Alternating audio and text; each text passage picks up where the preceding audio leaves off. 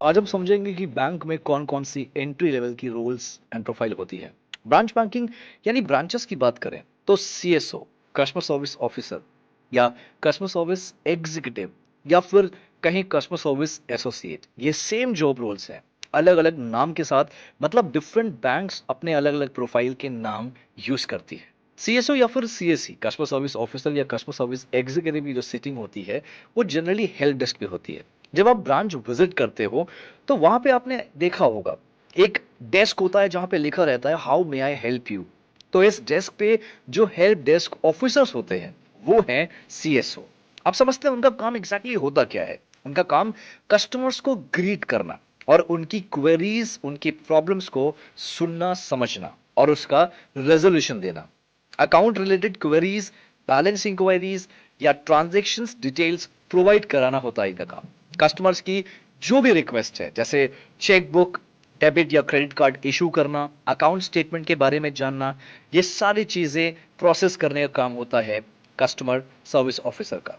Customer की जो complaints होती है, उनके जो भी इश्यूज होते हैं उसको रिजॉल्व करना, ये सबसे इंपॉर्टेंट रोल है इनका। जो कॉम्प्लेक्स, जो बड़ी बड़ी प्रॉब्लम्स होती है दोस्तों, जो बड़ी बड़ी प्रॉब्लम्स होती है, कॉम्प्लेक्स प्रॉब्लम्स होती है, उनको रेलिवेंट डिपार्टमेंट या सीनियर स्टाफ को रेफर करना और इंश्योर करना कि उनको टाइम से उनके प्रॉब्लम का सोल्यूशन मिल जाए। Cash deposits, withdrawals, fund transfer, bill payments, ये सब कुछ प्रोसेस करने का काम होता है कस्टमर सर्विस ऑफिसर का। इसके अलावा अगर दूसरे रोल की बात करें तो वो है ब्रांच ऑपरेशंस एग्जीक्यूटिव।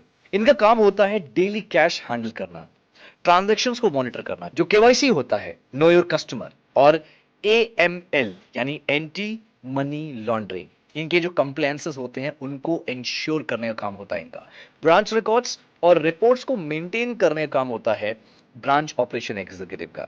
जो ऑडिट्स होते हैं दोस्तों, ब्रांचेस में जो ऑडिट्स होते हैं, ऑडिट्स के लिए डॉक्यूमेंट्स प्रिपेयर करना और इंश्योर करना कि सब रेगुलेशंस कंप्लाई हो रहे हैं, कोई भी रेगुलेशंस, कोई भी पॉलिसी ब्रेक नहीं हो रहा। ब्रांच टारगेट्स और गोल्स जो होते हैं उनको अचीव करने में ये हेल्प करते हैं। बैंक के प्रोडक्ट्स और सर्विसेज को भी प्रमोट करते हैं। Cross selling and up selling भी इनका केआरए का, इनका रिस्पॉन्सिबिलिटी का पार्ट होता है। अब नेक्स्ट अगर हम बात करें, बहुत ही इंपॉर्टेंट रोल है दोस्तों, ये है सेल्स ऑफिसर का। दोस्तों पता है, ज्यादातर एक मिथ है, हम लोगों के बीच में एक मिथ है कि सेल्स को लेकर, सेल्स ऑफिसर जॉब को लेकर एक मिथ है, जिसमें मैं एक अलग से, आप सबके सामने एक अलग से वीडियो आएगी जहां पे आप समझेंगे सेल्स क्या होता है, sales management and sales strategies क्या होती है। फिलहाल थोड़ा सा जानते हैं सेल्स ऑफिसर का काम होता क्या है एग्जैक्टली। बैंक के वेरियस प्रोडक्ट्स जैसे saving accounts, current accounts, fix deposits, loans, credit cards, इस तरह के जितने प्रोडक्ट्स होते हैं बैंक के, उनको प्रमोट करना, उनका मार्केटिंग करना और उनको सेल करने का काम होता है सेल्स ऑफिसर का। पोटेंशियल कस्टमर्स को आइडेंटिफाई करना, उन्हें बैंक के प्रोडक्ट्स और सर्विसेज के बारे में जानकारी देना, सेल्स टारगेट को अचीव करना और रेगुलरली परफॉर्मेंस रिपोर्ट प्रिपेयर करना।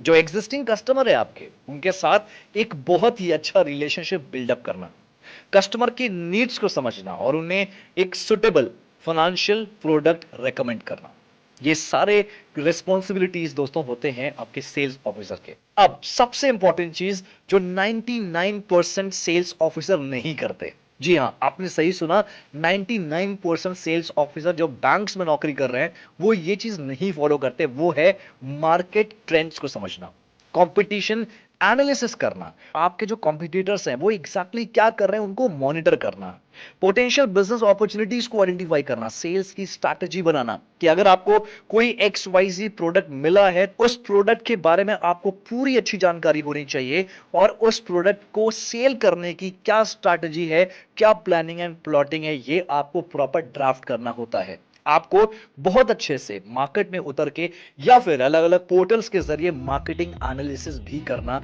होता है। न्यू लीड्स जनरेट करना थ्रू वेरियस चैनल्स जैसे cold calling, direct marketing, referrals या फिर सोशल मीडिया, इन अलग अलग प्लेटफॉर्म के जरिए आप एक नए लीड्स को जनरेट कर सकते हैं और उनको कन्वर्ट भी कर सकते हैं। सेल्स पाइपलाइन मैनेज करना और लीड्स को सक्सेसफुल कस्टमर्स में कन्वर्ट करना, सेल्स कैंपेन और प्रमोशनल एक्टिविटी में जोरों शोरों से भाग लेना, पार्टिसिपेट करना, ये सारे काम होते हैं सेल्स ऑफिसर के। बट अफसोस की बात यह है कि विश्वास मानिए, जितने मैंने अभी यहाँ पे सेल्स ऑफिसर काम बताया, इसमें से 50% ही यूज किया जाता है। 50% ही आप अपने रोल में लाते हैं ये चीज। इसीलिए सेल्स जॉब लोगों के लिए कहा जाता है कि ये बहुत ज्यादा प्रेशर वाली होती है, बहुत ज्यादा टारगेट पूरा नहीं हो पाता। अगर आप कुछ टारगेट्स, कुछ स्ट्रैटेजीज को फॉलो करेंगे, डेफिनेटली आपका टारगेट पूरा होगा। इस पे मैंने बताया कि इस पे मैं अलग से एक वीडियो जरूर बनाऊंगा। चलिए अब समझते हैं दूसरा रोल, जो नेक्स्ट रोल है वो भी बहुत ज्यादा इंपॉर्टेंट है। मैं इंटायर बीएफएसआई की अगर बात करूं, बहुत ज्यादा एक इंपॉर्टेंट रोल प्ले करता है। रोल का नाम है रिलेशनशिप मैनेजर। जी हाँ, रिलेशनशिप मैनेजर का काम क्या होता है? एग्जिस्टिंग क्लाइंट्स के साथ, एग्जिस्टिंग कस्टमर के साथ स्ट्रॉन्ग रिलेशनशिप बिल्डअप करना। रेगुलरली जो आपके कस्टमर्स हैं उनसे मिलना, उनकी फाइनेंशियल नीड्स, गोल्स को समझना। जो कस्टमर को, जो आपके बैंक है, आपकी कंपनी है, उनके प्रोडक्ट और सर्विसेज के बारे में अच्छे से एडवाइस करना, अच्छे से गाइड करना। पोटेंशियल कस्टमर्स को आइडेंटिफाई करना कि उन्हें बैंक के सर्विसेज और प्रोडक्ट्स कौन से ऑफर करने चाहिए। सेल्स टारगेट और बिजनेस ग्रोथ गोल्स अचीव करना। New business opportunities, cross selling, up selling prospect identify करना। क्लाइंट्स को, कस्टमर को financial planning, investment options, wealth management के बारे में बताना। यानी कि आपको पता होना चाहिए, आपके कस्टमर से आपको बात करके, उनकी प्रोफाइलिंग करके, उनकी प्रोफाइल समझ के आपको उनको बहुत अच्छे से सजेस्ट करना चाहिए कि फाइनेंशियल प्लानिंग वो कैसे करें। इसके अलावा कस्टमर की फाइनेंशियल पोर्टफोलियो को मैनेज करना और उन्हें ऑप्टिमाइज करने का काम होता है रिलेशनशिप मैनेजर का। जैसे मैंने सेल्स ऑफिसर में बताया, सिमिलरली आरएम भी ये काम करते हैं। मार्केट ट्रेंड्स को समझते हैं, मार्केट ट्रेंड्स में कंपटीशन एनालिसिस करते हैं, मार्केटिंग एनालिसिस करते हैं, फाइनेंशियल प्रोडक्ट को बहुत अच्छे से एनालाइज करते हैं। कॉम्पिटिटर एक्टिविटीज और इंडस्ट्री डेवलपमेंट को भी मॉनिटर करना होता है आरएम्स को। क्लाइंट की जो नीड्स होती है, क्लाइंट की जो जरूरत होती है और जो मार्केट डिमांड है, उसके बेसिस पे नए प्रोडक्ट का डेवलपमेंट का आइडिया भी सजेस्ट करना होता है आरएम्स को। दोस्तों, आरएम्स में भी एक अलग से मैं आपको डिटेल दूंगा कि आरएम कितने अलग अलग कंपनीज में या बैंक्स में कितने टाइप्स ऑफ आरएम्स होते हैं। तो आरएम्स भी एक फ्रेशर या फिर एंट्री लेवल की जॉब होती है, लेकिन एक जूनियर लेवल पे आरएम्स होते हैं ये। अगर आप एक्सपीरियंस होते हो, धीरे धीरे आपकी पोजीशंस बढ़ती जाती है। ऑलराइट, हालांकि ये जो बताया, ये सारे काम, ये सारी रिस्पॉन्सिबिलिटीज होती है एक आरएम की। नेक्स्ट जॉब रोल की अगर बात करूं, वो है टेलर। आप सबने सुना होगा टेलर मतलब कैशियर, जिसे हम कैशियर बोलते हैं चलती भाषा में। इनका जो काम होता है, ये फ्रंट लाइन पे काम करते हैं और कस्टमर्स के साथ डायरेक्ट इंटरेक्शन होता है इनका। कस्टमर से कैश डिपॉजिट्स और विड्रॉल्स प्रोसेस करना, कैश ट्रांजैक्शंस को एक्यूरेटली रिकॉर्ड करना एंड बैलेंस मेंटेन करना, कैश काउंटिंग, वेरीफाइंग एंड डिस्पेंसीज जो होती है उसको रिजॉल्व करना, चेक डिपॉजिट्स प्रोसेस करना और चेक्स को वेरीफाई करना। एंड ऑफ द डे पे एक रिपोर्ट प्रिपेयर करते हैं कैशियर या फिर टेलर और ब्रांच मैनेजर को सबमिट करते हैं। रेगुलेटरी और कंप्लायंस रिक्वायरमेंट को फॉलो करना होता है इनको। सस्पिशियस ट्रांजैक्शन, सबसे इंपॉर्टेंट बात, जो टेलर का सबसे इंपॉर्टेंट रोल है वो ये भी है कि टेलर को सस्पिशियस ट्रांजैक्शंस को आइडेंटिफाई करना होता है, रिपोर्ट करना होता है, एंड अकाउंट स्टेटमेंट और ट्रांजैक्शन हिस्ट्री भी प्रोवाइड करना होता है। अब बात करेंगे, बहुत ज्यादा डिमांडिंग रोल है जिसकी मैं बात करने जा रहा हूं। ये बेसिकली आपको फिनटेक इंडस्ट्री, यानी कि फाइनेंस कंपनी जो होती है, वहां पे आपको आपको देखने को मिलेगा। वो रोल है फाइनेंशियल एनालिस्ट का। अभी फाइनेंशियल एनालिस्ट एग्जैक्टली करते क्या है? नाम से पता लग रहा है, फाइनेंशियल एनालिस्ट मतलब एनालाइज करना, कोई चीज समझना। तो ये बेसिकली फाइनेंशियल डेटा को एनालाइज करते हैं, रिपोर्ट्स प्रिपेयर करते हैं और डिसीजन मेकिंग प्रोसेस में असिस्ट करते हैं। ये role strategic planning, risk management और फाइनेंशियल परफॉर्मेंस इंप्रूवमेंट में काफी अच्छा कंट्रीब्यूट करते हैं। इनका काम होता है फाइनेंशियल डेटा को एनालाइज करना, रिपोर्ट प्रिपेयर करना, जो एनुअल बजट्स और लॉन्ग टर्म फाइनेंशियल प्लान होता है उसको डेवलप करना, बिजनेस यूनिट के साथ कोलैबोरेट करना होता है इनको, ताकि रियलिस्टिक और अचीवेबल बजट सेट किया जा सके। तो ये काम होता है फाइनेंशियल एनालिस्ट का। तो दोस्तों, आप समझेंगे क्रेडिट एनालिस्ट। आप सबने सुना होगा क्रेडिट एनालिस्ट। जब आप लोन लेने जाते होंगे तो आपको कहीं ना कहीं एक रोल आता है, कहीं ना कहीं एक कॉल आती होगी आपके पास शायद, जो होती है क्रेडिट एनालिस्ट की। अब क्रेडिट एनालिस्ट का काम होता क्या है? यहां पर भी हम समझ रहे हैं, क्रेडिट यानी कि लोन, एनालिस्ट मतलब जो एनालाइज करता हो।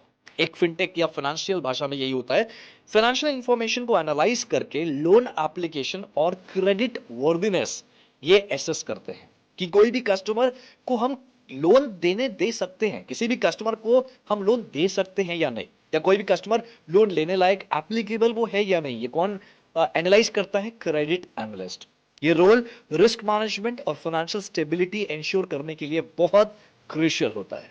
नेक्स्ट जो रोल है दोस्तों वो है इंश्योरेंस सेल्स एजेंट। रिस्पॉन्सिबिलिटी इनकी होती है इंश्योरेंस पॉलिसी सेल करना, न्यू क्लाइंट्स अक्वायर करना, एग्जिस्टिंग क्लाइंट्स को सपोर्ट करना और एडवाइस प्रोवाइड करना। इसके अलावा है क्लेम्स ऑफिसर, यानी कि इनकी जो जिम्मेदारी है, जो रोल है, वो है इंश्योरेंस क्लेम प्रोसेस करना, क्लेम डॉक्यूमेंटेशन वेरीफाई करना, क्लाइंट क्वेरी को हैंडल करना। इसके अलावा जैसे अंडरराइटर हो गया, क्लेम ऑफिसर हो गया, रिलेशनशिप मैनेजर हो गया, इनके अलग अलग हायरार्की होती है दोस्तों। ये स्टार्ट तो करेंगे as a claim officer, as a RM, as a underwriter junior level पे। तो अंडरराइटर अगर जूनियर लेवल पे आप ज्वाइन करते हो, एंट्री लेवल पे ज्वाइन करते हो, तो आपका काम होता है इंश्योरेंस एप्लीकेशन को इवैल्यूएट करना, रिस्क असेसमेंट करना, अंडरराइटिंग पॉलिसीज को फॉलो करना। तो दोस्तों ये कुछ ब्रीफ में रूल्स थे। बीएफएसआई में इसी तरह की इंफॉर्मेशन के लिए जुड़े रहिए हमसे, और अगर आप भी बीएफएसआई का हिस्सा बनना चाहते हैं तो थोड़ा सा इंतजार तो बनता है दोस्तों। 23 जुलाई, जी हाँ 23 जुलाई को कुछ ऐसी इंफॉर्मेशन आपको मिलेगी, कुछ ऐसी जानकारी मिलेगी जो आपके करियर के लिए बेनिफिशियल साबित होगी। तो बिल्कुल अड्डा 24/7 से जुड़े रहिए, स्टे ट्यून, अपने ऊपर काम करते रहिए, पढ़ते रहिए, बढ़ते रहिए। थैंक यू सो मच दोस्तों।